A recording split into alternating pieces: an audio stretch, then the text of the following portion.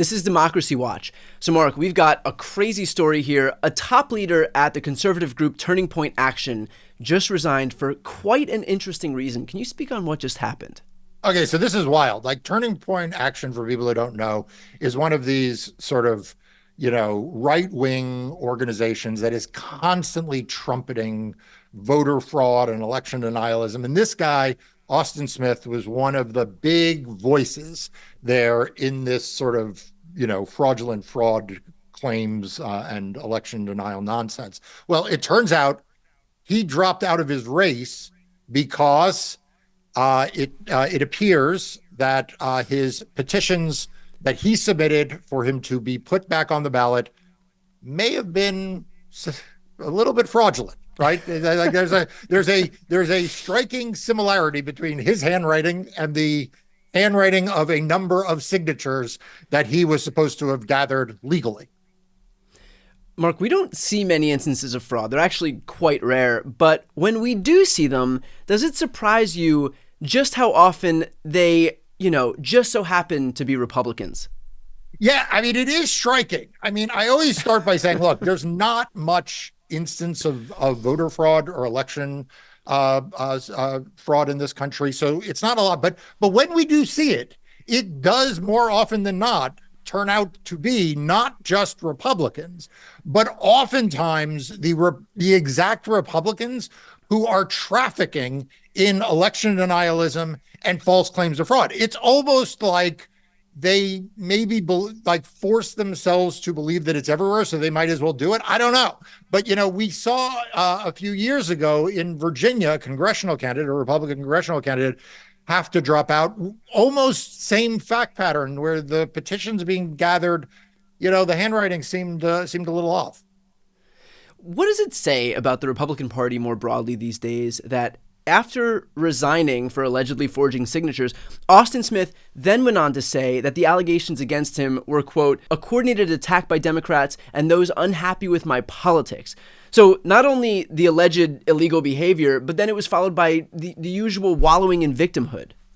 Oh, it's crazy. If you read his full statement, he also goes on to say, and I'm dropping out to preserve my political future for when I run again.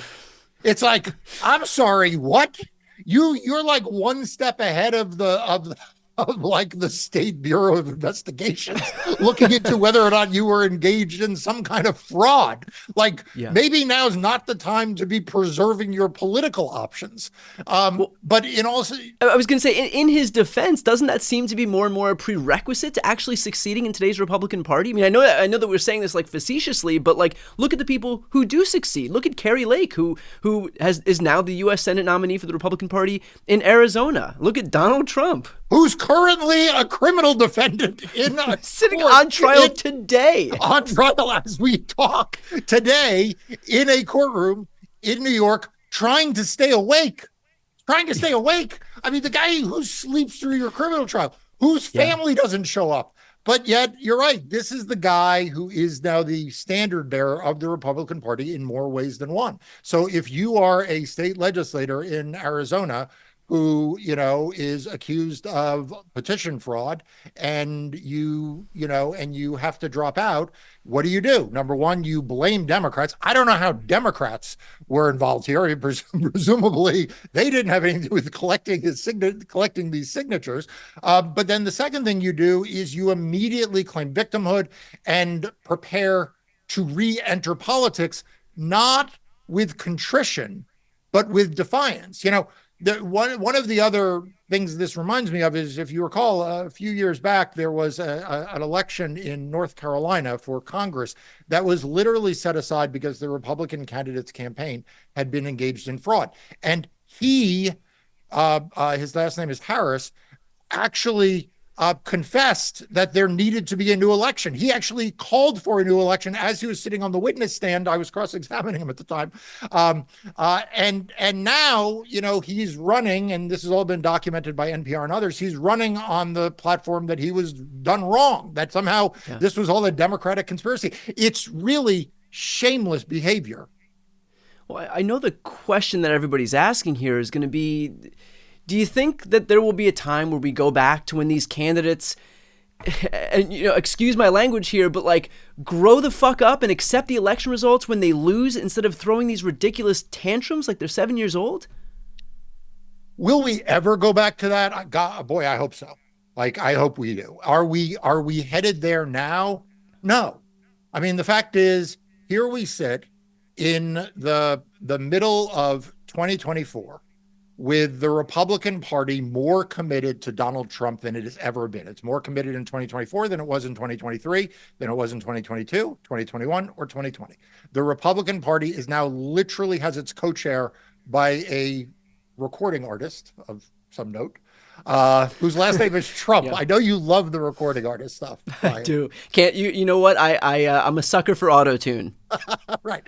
So literally, Trump's daughter-in-law is co-running the RNC. Ronna McDaniel was shown the curb because she was not bought into election denialism enough. And so with that reality and the justification of the Republican Party now for why they have a standard bearer who not just is an election denier, but is actually on trial for criminal wrongdoing, of course, we're going to continue to see more of this. And we're not going to see a normalized Republican Party. We're not going to see Republicans take responsibilities for their losses. We're not going to see Republicans accept that they are running fatally flawed candidates in many of these races, and that's why they're losing. They're going to continue to blame everyone but themselves. They're going to continue to make up lies about elections. They're going to continue to demonize election officials. They're going to continue to believe in and propagate the big lie as the explanation for everything that happens to them. They are perpetual victims in their telling of the drama. But that's why people like you and me have to keep telling people at every turn how crazy it all is and how abnormal it is, so that it doesn't set in as just a like, oh yeah, well, that's just the way it is. Yeah, I think that's a great point, because a lot of people will see these things and they'll just say like, what's the point of just this deluge of bad information? But this is how this stuff gets. If we allow this stuff to proceed kind of in darkness, that's what they want. That's how, like, letting them get away with it is exactly the solution they want. They want the Steve Bannon approach of flooding the zone with shit to make it to the point where we don't cover anything because it's just like more of the same. But we can't allow this to become normalized. It is not normal, and I think it's important that we continue to cover it, the good, the bad, and the ugly at every turn. Mark, in the interest of preserving democracy moving forward, can you talk about the importance of Democrats winning in 2024 against a Republican Party whose entire platform is predicated on election denialism? Look, there is no more important election in our lifetime than the one coming up in 2024. It is quite literally the case that democracy in the United States and around the world is going to be on the ballot this November. If Donald Trump were to win, we would see authoritarianism rise in the United States. We would see it be flourishing around the world. We need Joe Biden to be reelected. We need Democrats to take control of the House, and we need Democrats to maintain control of the Senate. Hopefully, we will someday get back to a normal politics in which we can have good faith disagreements between Democrats and Republicans. And even though I will still be voting for the Democrat, a Republican getting elected won't mean the end of democracy. It won't mean the end of future free and fair elections. It won't mean the end of individualism and liberalism in the United States. But that's not where we are right now. So my message to all of you out there is, you may not love one candidate or another, but you have to understand that the future of America, your future, your children's future, rests on making sure that Joe Biden and the Democrats win this November. Perfectly put. We'll leave it there. Of course, for everybody watching right now, to support the invaluable work that Marc and his team do in the courts, where a lot of these battles are being waged right now, please support him and his team by subscribing to Democracy Docket. I'll put the link right here on the screen and also in the post description of this video. It's the free news outlet Marc founded to focus on everything voting in elections. It's an amazing resource that I use on a daily basis. With that said, I'm Brian Tyler Cohen. I'm Marc Elias. This is Democracy Watch.